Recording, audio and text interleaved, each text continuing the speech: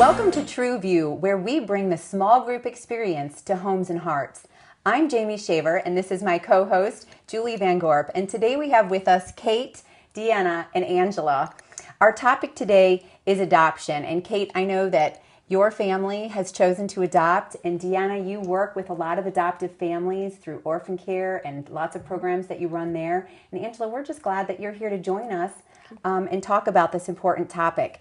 Because we see immediately when we look to Scripture in Galatians 3:29, it says, "And if you belong to Christ and are in him, Abraham's seed, then you are Abraham's offspring and spiritual heirs according to the promise." So really, we're all adopted. You can look at Scripture and recognize Christ himself is an advocate for adoption to the point of death. And Jamie, I think when God says something in his word, he means it if he says it one time, but when he says it multiple times, we can know it's important to him. And that whole spirit of adoption is also mentioned in Romans 8:15. And from the Amplified Version, it says, "For the spirit which you've received is not a spirit of slavery to put you once more in bondage to fear, but you have received the spirit of adoption, the spirit producing sonship, in the bliss of which we cry, Abba, Father." That's the privilege we have as those who are in the family of God. So knowing that, and that adoption is important to God because he did adopt us with his blood, do you all think that adoption is something that every Christian should do? Yeah, I do. You said it exactly. You know, God adopted us. How can we do any less for the millions of kids that need homes and families? And interestingly enough, I know there's some debate, about is every Christian called to adopt, or, do you have to be called, or is it for everybody? And I just recently read something that was written by an adoptee, and he said, that he's an adult now, but he said he hates it when people say you have to be called to adopt, because he said, that's like telling my 4-year-old self when I was in need of a home, like, I don't want you. And I just thought that was so true. So while maybe not every single Christian is called to adopt, I think it is more widespread, more needed than the Christian church is standing up to do. Mm-hmm. Or at least maybe be asking that question, is that something that God may want me to do? Right. What do you think, Kate? Do you think that it's something that every Christian should consider?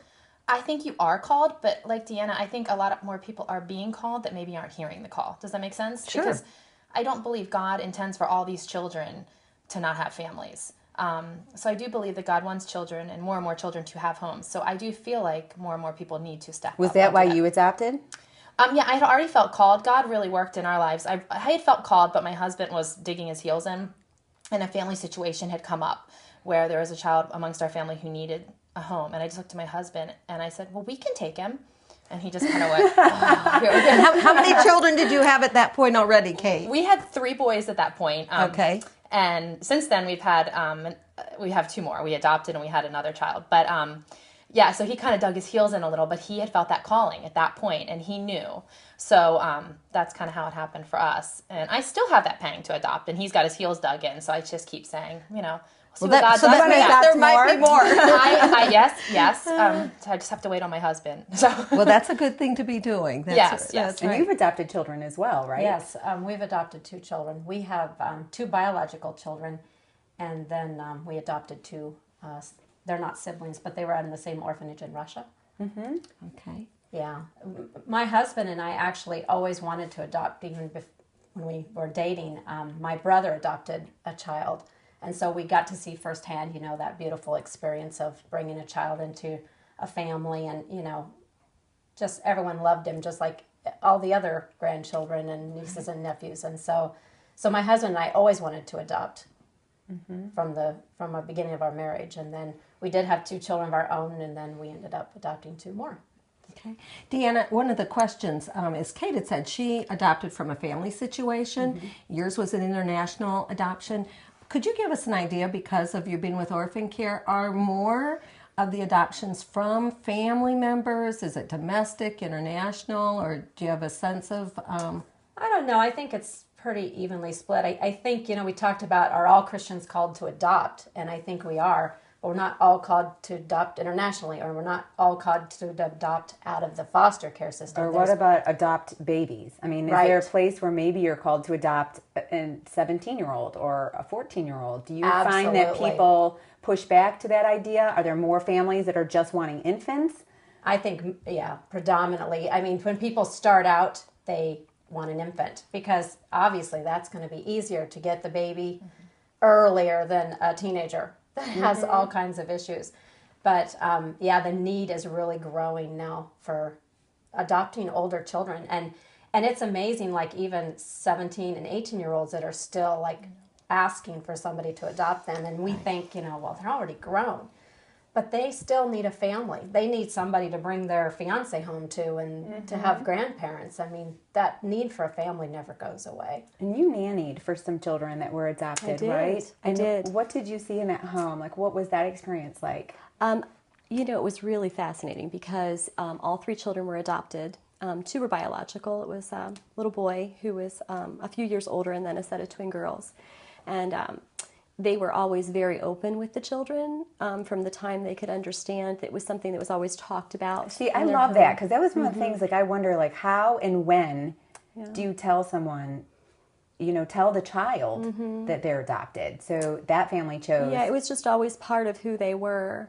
And a funny story, I can remember when their son was in elementary school. He was young. I don't recall the age. And he came home from school, and it was a day when they were talking about who your parents are. What do your parents do? And I guess the answer said, my mommy's a doctor and my daddy's a lawyer, and I'm a doctor too. That's just how he understood adopt. He was just too little; he didn't quite get the words out right. But it was just he always kind of associated did what his mom did, and so that was really fun. But I feel like God has surrounded me much of my life with adoption, and while we haven't adopted, my heart would be open to it. But I have one of my dear friends. She was adopted at birth, and we have a number of friends who have adopted, and we've watched that process, and both domestically and internationally, and it's a beautiful thing. It's amazing how many families are impacted by adoption that you don't even realize. But what about the backlash? When we talk about families and we see that those who are adopting, are there situations, or have you had to counsel people? Like, I'm interested in what all of you have to say on that. Is there some backlash where people are saying, I don't want that child around my healthy children, especially if they have a lot of issues, and they're coming from places that they wouldn't need to be adopted if they were coming, depending on those situations, if they've been hurt and they have issues. Is there that pushback ever from family members? And if so, how do we help those people? Or what are some of the things you see? I think that there's definitely pushback on that. And I always just tell people, like, if you don't adopt him, who's going to? I mean, how can you close your heart to a child that needs help by saying, the Bible tells us we're not supposed to live with a spirit of fear. And that's just fear of, like, how will this child impact my family? It's also selfish yes. too. And sometimes, I feel like that can be a selfish thing, because we've heard that in the group. I'm in Deanna's, the support group she runs, and you hear some struggles. There is struggles with bringing a child into your home when they're older. They haven't had love when they're young, but that doesn't mean they're dismissed. Oh, you have trouble, so we're not going to bring you into our family. Because exactly like Deanna said, then who's going to take them? So we Jesus didn't do that to us. Exactly. And if you go back and say, gee, do I have issues and God adopted me? Yes. Hello, we're all special needs. That's right. And we're all messy, broken people. And God adopted us. Jesus died for us. How in fact, can we the do any less scripture, for while children? we were yet sinners, he died for us. He didn't wait for us to get cleaned up. Yeah, it's a good thing he didn't have that same philosophy. That's He right. would have just stayed in heaven. That's right. Get your act together before I'm going to adopt you, because we wouldn't. I certainly would never have been adopted. I don't want you messing up my sure. family. That's right. But it is scary and hard. It is scary. What are some of the big challenges that you face, Kate? Well, it's hard in that my philosophy, I was a special ed teacher before, so when I went to adopt, I thought, I saw all these behaviors in this kid, and I remember looking at him thinking, oh, I will have you fixed. Yeah. Really quickly. Like, when I start my behavior mod, you're going to be turned around. I was prideful in that. I bet it's 30, 60-day program, right? Now, 10 steps. Yeah. But I will say with structure, we had changes quick. But there was a lot of damage done in those early years that I still have to say, I can't fix them. Only God can fix them. Amen. Yeah. That's very hard when you're living with it, because you see this child and you think, why are you still lying to me? Or why are you doing this? But I have to keep relying on God and knowing only God can fix them. So, and that does affect your family, but you have to turn that around within your family and teach your children grace. So yes, there's some hard things, but at the same time, my biological children can learn grace. They can learn to deal with situations in life. You know, we're not living in a bubble, and they're learning to do the right thing as well. So Now, how old was your son, correct? And how old was he when you adopted, and how old is he now, Kate? he was almost 4 when we adopted him, and now he's like 9.5. Okay. And my other boys were, well, I only had one 7 months older, and then they were all 2 years older. So what would that be? I had a 5-year-old, 7-year-old, and 9-year-old when we did You're a this. busy woman. And Angela, you have been friends with Kate for a long time, and I just kind of want to hear what's your perspective in watching your friend have this adoption, and what have you seen? I need to The sit down. positive changes. Well, the positive difference, because I think whenever you see a friend growing in through any situation as an outsider, what did you see? Well, I think that I look at I love Kate's family. So I mean, it's really hard for me, to sit here and kind of step back. But I think that the adoption's beautiful, and I love all of her kids, and I just I see a lot of grace, and I think that that's just really beautiful. And like she said, I think that the opportunity that her children have had to, how else would you get the opportunity to extend that much grace as a child? Then that day to day, they say, the people in our lives, people rub us to polish us off. They're there to stretch us. And I think, That's and right. I do think that, you're going to be well polished, and that's great. That's you know what I right. mean? Like, I think that The sandpaper sometimes that you need in your life and I that is think going to smooth out that rough edges. Yeah. Well, honestly, you realize often it's not the child that you adopted that needs to change. Yeah. It's yourself. Yeah. It kind of is hard because that it's that mirror. Yes. And you're thinking, I got to change this kid. And God's going, no. Look right here. That's right. Yeah. And with that, Kate, and I'd love to hear from you as well, Deanna. Adopting, what have you seen of what God has done or taught you in the process? And how's it impacted your relationship with God? Do you want to go first, Deanna? Go ahead. Okay. It was very humbling. I realized that I am not the perfect parent. And then I had so much to learn that raising an adopted child is very different than raising a biological child in my mind. Do you think that's true, Deanna? Yeah. The way we address Definitely. issues. Give us some examples of that, Kate. Okay, so lying. We have a lot of trouble with our adopted son with lying. And, consequences don't always work with lying because it's a heart issue for them. It's a trust issue. If I tell you the truth, you may get rid of me. So I'm going to lie. I don't care if you watched me take this off the table and saw it with your eyes. I will deny it. Because if I admit it, you might get to me. So I can punish him. Well, you lied. That I can keep punishing and punishing him, but that's not going to reach his heart. So there's a lot of books and stuff out there that teaches you almost a whole different parenting style. And it's been a challenge for me personally to embrace because it is so different than what I did with my biological children. Yeah, I think with us, we had 2 close together, and then there was kind of a gap, and then we adopted the 2, and we always just said through the years that they were so much more needy than our older children at that same age. And even up till now, I mean, we adopted them when they were 1 and 2, and now they're 15 and 16. But emotionally, they're so much more needy because children that are adopted, our children were both adopted out of an orphanage in Russia. So, but even foster care or anything, from the beginning, they miss out on those things that they should get. That nurturing. That nurturing, that bonding of, the things that we do with our newborn baby, and just as they're growing, just all that physical touch and that bonding is not there. And so they're always missing that. Even when you get them young and they don't know they're missing and you don't really realize what they're missing, that's always missing. And it's not that can't be overcome or, that you aren't going to bond with them because, we have great bonding with our kids, but they're missing that, and they're missing some of those connections in their brain and everything that help them what we call self-regulate, and so they're more emotionally needy. So yeah, we really notice that with our kids, with our adopted kids, that they're just. All right, well, this is a question that may be hard for you to answer, but is it challenging? You both have biological children as well as adoptive children. Is it a challenge to not show partiality to your biological children? Would you, and along with that, I guess, just that whole, would you be able to say you are able to love your adoptive children? Because I think that's a question a lot of people would say, is I could never love another child as much as my biological children. Is that something that you've wrestled with? I think that as far as the first part of your question about, do they feel different?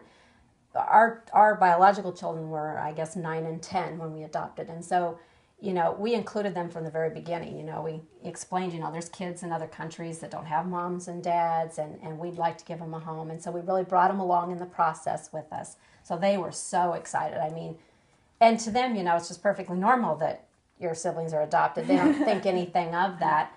And so you bring them into the family. I have never felt anything from my older kids like that you treat them differently. But you know what? Even when I only had my 2 biological kids, I told them all the time, it's not fair. I don't parent child 1 like parent 2, even though they're both biological. They're totally different personalities. One's more sensitive. One needs different guidelines. So you parent every child differently, adopted or not.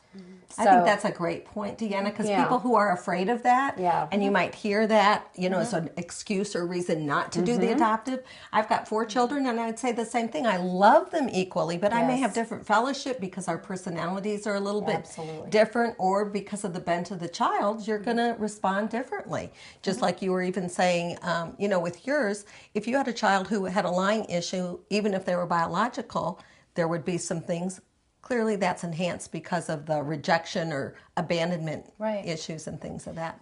And I would say on the love note, I had a lot of guilt early on because I got a 4-year-old with a lot of behaviors, and I didn't have the warm fuzzies.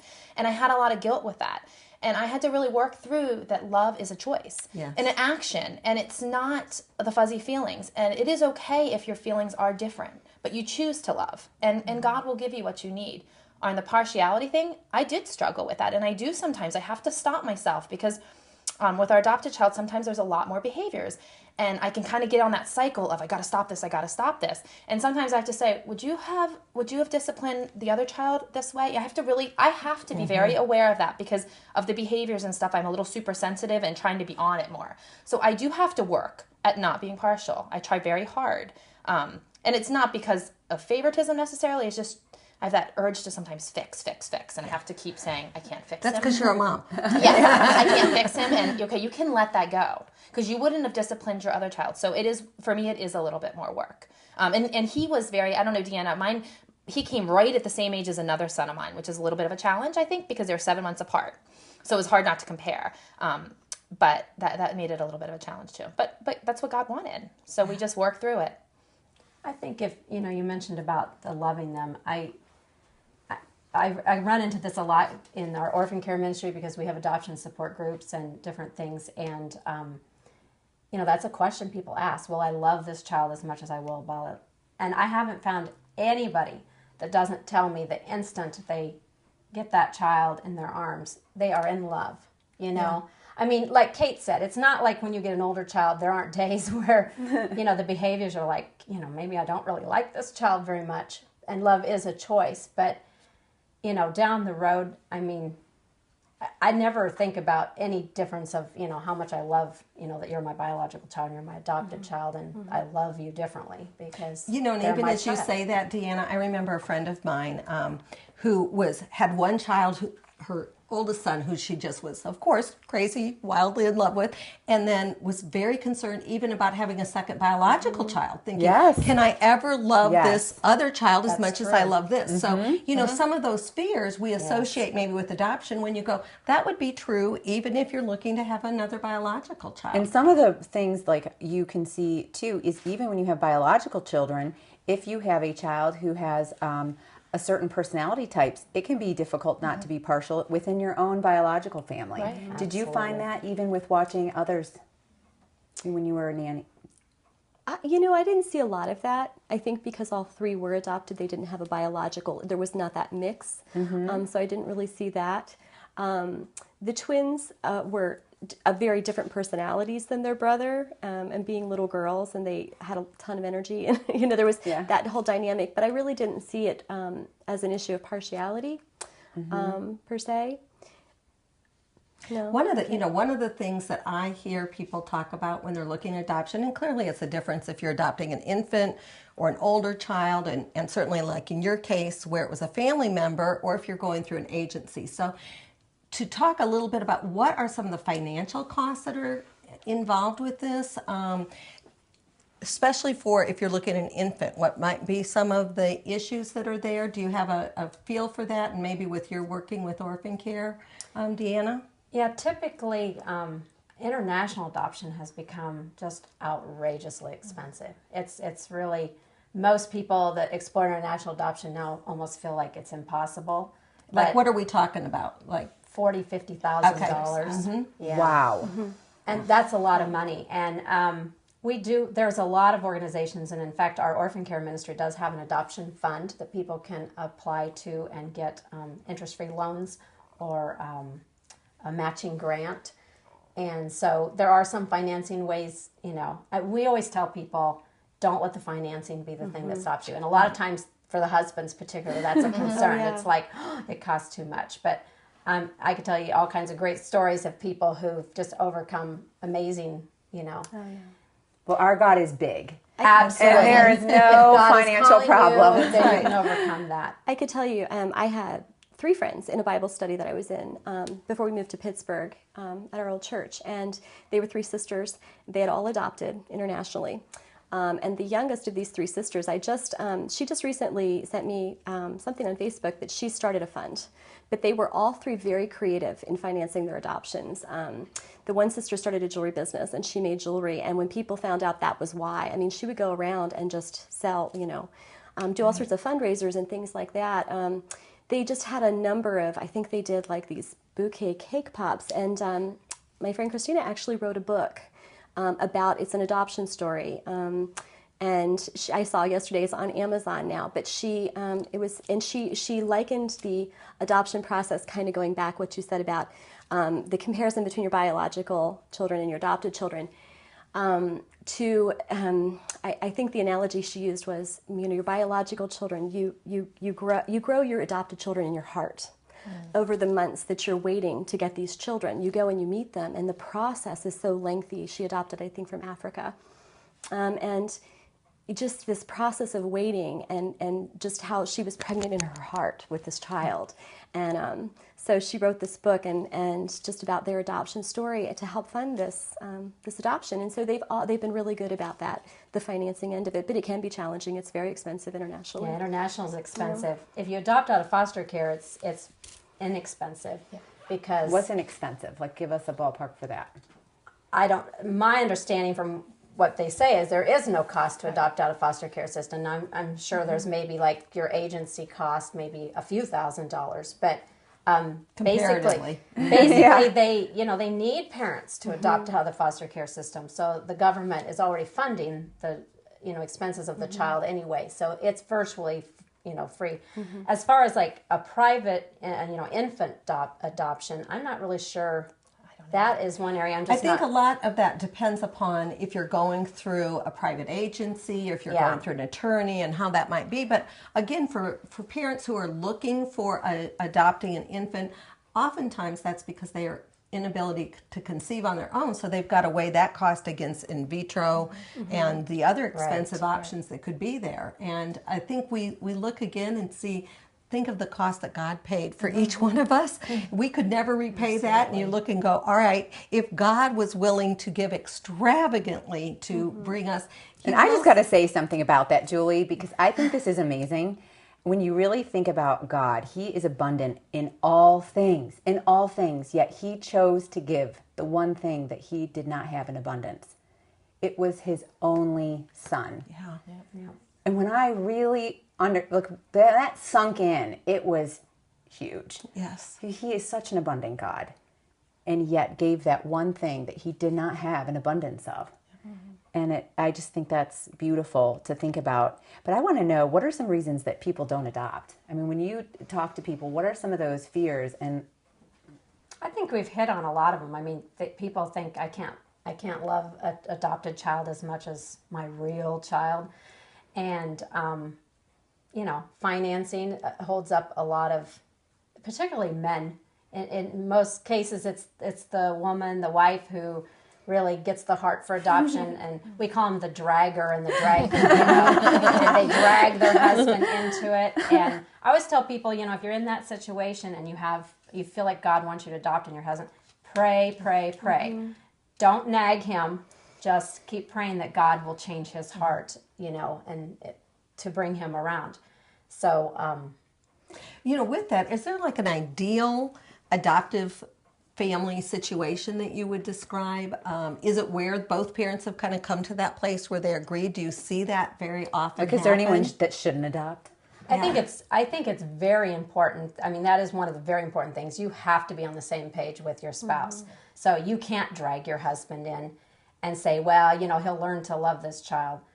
That's a big red flag. Mm-hmm. Don't do that. You have to be united because, as Kate said, there's going to be issues and behaviors, and you're going to have to deal with these things. And if you don't ever want one spouse to come back and say, well, I never really want to do this, and have that resentment. So that's very important. As far as your question, about should people not adopt, I mean, I think everyone can adopt and should adopt, but we do have certain things that we tell people, that couples going into it, that there are some things that they need to know. And one of those would be, that adoption is not plan B. Adoption mm-hmm. is plan A for this child. Mm-hmm. And you can't go into it thinking we're only doing this because we couldn't have our own child, or we're only doing this because, this child is ordained by God to be in your family. That's plan A. That's a great point. I always told my son that exact same thing. It's a big joke in our house. We say, Jacob, all these kids God got to pick, but he gave us some choice and use of all the kids in the world. We picked you. And he smiles real big. But that's huge. I mean, I think that whole element. It's a joke, and the other boys go, hey! And I'm like, I'm sorry, I got stuck. They know I love them. But another thing, too, is if you're not called to adopt, you can support those adoptive families. Mm-hmm. And one way is don't judge. Mm-hmm. That is a very, very hard place. A lot of people will pretend they understand what's going on, or they'll say, my child does that same thing. But until you've done it, you really don't get it. So just love those adoptive families, provide support and encouragement. What are some of the services that you wish, or that you even got through Deanna's organization and the support group, Kate? There's lots of support groups. You have to find one that matches your style. I really like the one that is at Northway that Deanna runs because it's very structured. But, there's lots of them. You just have to find the right fit for your family. Well, and the wonderful thing is that we can know, just like when God has adopted us into his family, we have all of the benefits as heirs. If the Son, Jesus, has all of what the Father has, he says, everything that I have, you have, that whether you are a biological child or you're an adoptive child, you have all of the same benefits. And that's just so amazing to me to just look and see. And we just are so grateful that you have joined us here for TrueView, where we bring the small group experience to homes and hearts. And you can find us, and we'd love for you to connect with us on the TrueView website and Facebook. Here we are, Jamie and Julie, committed to truth.